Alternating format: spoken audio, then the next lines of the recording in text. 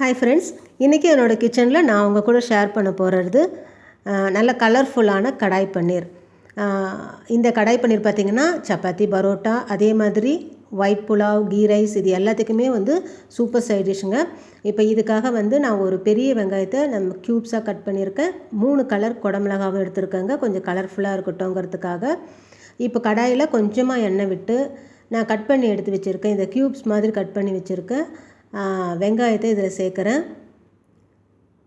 இந்த வெங்காயம் பார்த்திங்கன்னா ஜஸ்ட் ஒரு ஷாலோ ஃப்ரை பண்ணால் போதுங்க, ஒரு 2 நிமிஷம் வதங்கினா போதும். இப்போ நம்ம எடுத்து வச்சுருக்க இந்த குடமிளகாயும் அதில் சேர்க்குறேன்.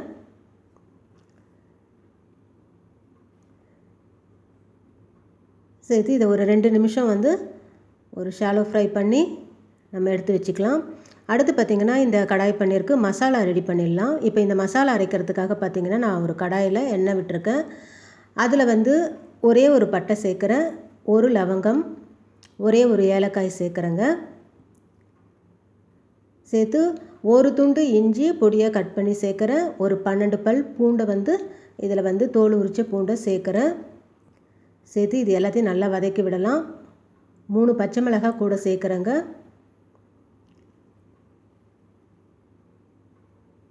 இது நல்லா வதங்கினதும் ஒரு பெரிய வெங்காயத்தை நான் இந்த மாதிரி நம்ம இதை நைஸாக அரைக்க போகிறோம். ஸோ நான் ரேண்டமாக கட் பண்ணி அந்த வெங்காயத்தை சேர்க்குறேன். இந்த வெங்காயமும் பார்த்திங்கன்னா நல்லா வதங்கி வரட்டும்.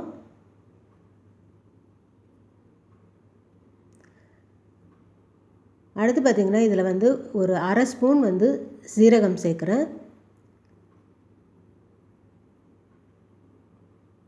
சீரகம் ஒரு அரை ஸ்பூன் சேர்த்துட்டு இதை நல்லா வதக்குறேங்க. அதே மாதிரி ஒரு பெரிய தக்காளி, ஒரு முழு தக்காளியை நான் இதில் கட் பண்ணி போடுறேன்.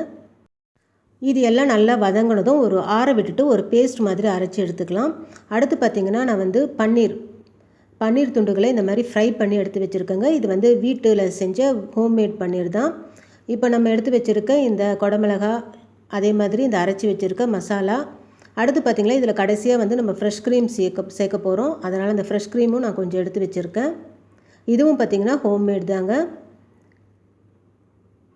இப்போ நான் கடாயில் கொஞ்சமாக எண்ணெய் விட்டு நம்ம அரைச்சி எடுத்து வச்சுருக்க இந்த மசாலா அதை சேர்க்குறேன்.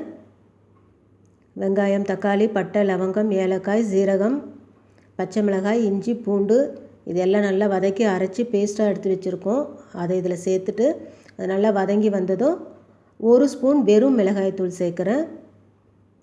அடுத்து கொஞ்சமாக மஞ்சத்தூள் சேர்க்குறேன். சேர்த்து இது நல்லா கொதித்து வரட்டும். இப்போ இதுக்கு தேவையான உப்பு கொஞ்சம் சேர்த்து நல்லா கொதிக்க விடலாம். இது ஒரு நல்ல திக்கு கிரேவியாட்டம் நல்லா கொதித்து வரட்டுங்க. இப்போ பார்த்திங்கன்னா இது நல்லா கொதித்து நல்லா திக்கான கிரேவியாக வந்திருக்கு. அடுத்து இதில் நம்ம ஃப்ரை பண்ணி எடுத்து வச்சுருக்க இந்த குடமிளகாய், வெங்காயம் இதை சேர்க்கலாம். சேர்த்து ஒரு 2 நிமிஷம் பிரட்டி விட்டால் போதுங்க. ஏன்னா இந்த கிரேவி பார்த்திங்கன்னா நல்லா கொதித்து கரெக்டாக ரெடியாக இருக்குது.